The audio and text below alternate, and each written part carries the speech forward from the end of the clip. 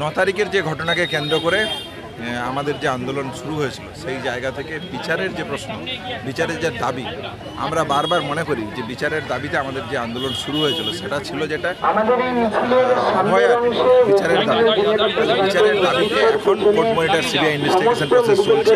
আমরা মনে করি যে এই যে আলোচনা চলছে জায়গা থেকে এখনও অব্দি সদর্থক ভূমিকা নেওয়া প্রয়োজন আছে এবং অতি দ্রুততার সাথে এই তদন্ত প্রক্রিয়াকে একটা সুসংগত জায়গায় নিয়ে যাওয়া এবং যারা এই ঘটনার সাথে জড়িত, যারা এই ঘটনাকে ধামাচাপা দিতে চেয়েছে, যারা এই ঘটনাকে এভিডেন্স ট্যাম্পারিংয়ের সাথে জড়িত, তাদের সমস্তকে বিচার ব্যবস্থার মধ্যে অধীনে নিয়ে আসা এবং সেই জায়গা থেকে তাদেরকে সন্দেহজনক যারা ব্যক্তি আছে তাদেরকে অ্যারেস্ট করা, শনাক্ত করা এবং শাস্তির জন্য যথাযোগ্য ব্যবস্থা করা। তাহলে এই ওভারঅল পুরো যে প্রসেসটা, এই পুরো প্রসেসটা যাতে অতি দ্রুততার সাথে করা হয় সেটার জন্য আজকের এই অভিযান। সিবিআই তার তদন্ত প্রক্রিয়া করছে। তদন্ত প্রক্রিয়া থেকে সিবিআইয়ের যদি কোনো চিকিৎসকের দেওয়ার প্রয়োজন, কথা বলার প্রয়োজন মনে হয় সেটা তারা করবে।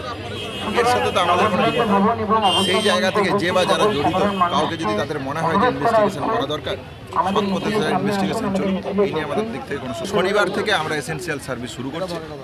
বাকি সেফটি সিকিউরিটি এবং থ্রেড কালচার সংক্রান্ত যা তথ্য আছে সেইগুলো পুরো বিষয়টাকে আমরা সামনে রেখে আলোচনা করে পরবর্তী যে সিদ্ধান্ত, আমাদের যে ফন্ড তৈরি হয়েছে সেই ফন্ডের থেকে পরবর্তী সিদ্ধান্ত জানাবো।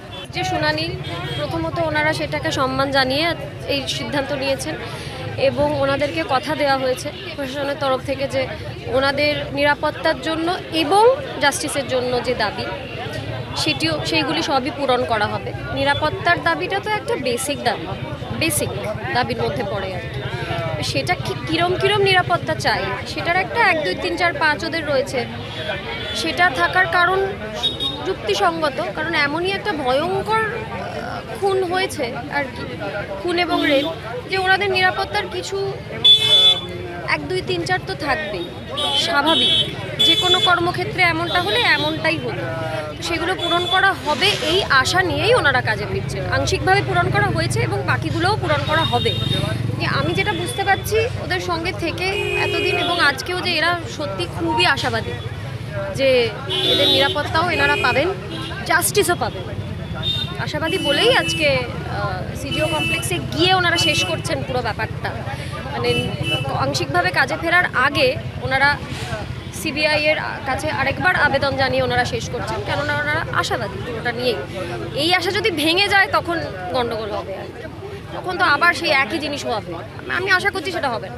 ডাক্তারবাবুরা বন্যা যারা ক্ষতিগ্রস্ত হয়েছে তাদের পাশে দাঁড়াচ্ছেন। আজকে একটা টিম চলে গেছে, বিভিন্ন জায়গায় মেডিকেল ক্যাম্প করছে।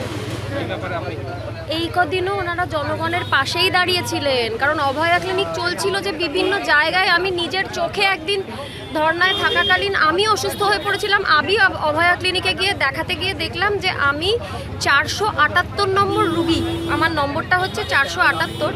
সেটা শুধুমাত্র একটা আউটলেট, যেটা নাকি ধর্না মঞ্চের বাইরে ছিল, তাতেই এতগুলো রুগীর নম্বর হয়ে গেছে। কাজে সবকটা অভয়া ক্লিনিক মেলালে কত নম্বর হবে? এবং সেখানে ওনারা চিকিৎসার পর ফ্রিতে ওষুধ দিচ্ছিলেন। আমাকেও ওনারা ওষুধ দিলেন চিকিৎসা করার পর। আমি নিলাম না, আমি বললাম তোরা রাখ, এই ওষুধটা আমার বাড়িতে ছিল, ওই ওষুধের স্টক। আমি বললাম রাখ, অন্য কারোদের দরকার হবে হয়তো।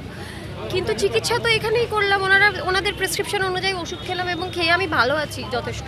কাজে ওনারা না পরিষেবা দিতে চান, এমনি মজা করার জন্য, মানে এত পড়াশোনা করে এত মেধা নিয়ে মজা করার জন্য তো আন্দোলন করছিলেন না।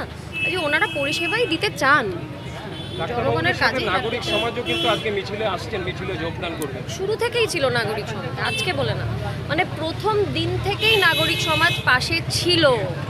সেটাই তো বলার চেষ্টা করছি, যে আবার ডাক্তারবাবুদের আলাদা করা হচ্ছে, নাগরিক সমাজকে আলাদা করা হচ্ছে, অভিনেতা অভিনেত্রীদের আবার আলাদা করে দেওয়া হচ্ছে।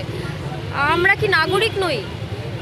মানে যদি একজন বিজনেস পার্সন এখানে আসছেন তিনি নাগরিক, একজন রিক্সাওয়ালা আসছেন তিনিও নাগরিক, একজন এয়ার হোস্টেস আসছেন তিনিও নাগরিক, আমি অভিনেত্রী আমিও নাগরিক। তো বাকি যতগুলো প্রফেশন আছে ডাক্তার ছাড়া সবাই তো নাগরিক, এবং ডাক্তাররাও তো নাগরিক। তো গোটা আন্দোলনটাই কেন নাগরিকদের বলা হচ্ছে না এটা ঠিক বুঝতে পারছি না। ডাক্তারদের আন্দোলন কেন হবে? ডাক্তাররা কি নাগরিক নয় অন্য কিছু? ডাক্তার হলে নাগরিক হয় না? তো নাগরিকদেরই তো আন্দোলন, গোটাটাই নাগরিকদের আন্দোলন, কোনো আলাদা নেই এটার মধ্যে। আজকে কিন্তু কোনোভাবেই মুভমেন্ট শেষ হচ্ছে না, ওদেরও মুভমেন্ট শেষ হচ্ছে না। আমরা যারা নাগরিক সমাজকে রিপ্রেজেন্ট করি তাদের মুভমেন্টও শেষ হচ্ছে না। ডাক্তাররা কাজে ফিরছেন, বন্যার্থদের পাশে দাঁড়াচ্ছেন এবং আমরা তাদের পাশে সহায়ক শক্তি হিসেবে সংহতি জানাচ্ছি। কিন্তু বলা যেতে পারে এটা এই আন্দোলনের প্রথম পর্বের একটা সমাপ্তি। আন্দোলন চলবে, দ্বিতীয় পর্বে যাচ্ছে, সেখানে আমাদের নতুন দাবি তো প্রাথমিক দাবি তো এখনো আমাদের শেষ হয়নি।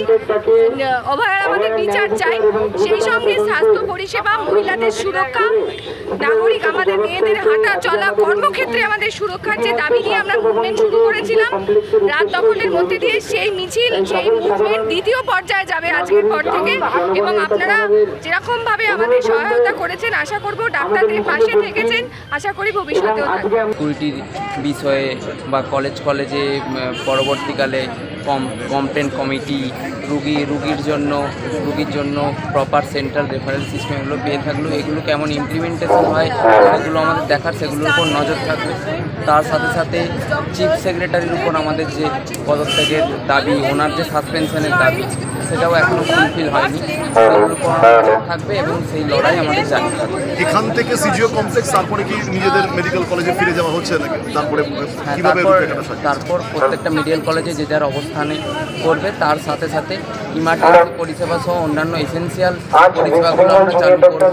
চালু করার পর সুপ্রিম কোর্টের দিকেও এক সপ্তাহ পর যা প্রতিশ্রুতি আমাদের দেওয়া হয়েছে সেগুলো কেমনভাবে পূরণ হচ্ছে সেগুলোর দিকে সেইভাবে আমরা পরবর্তীকালে লড়াই আলোচনা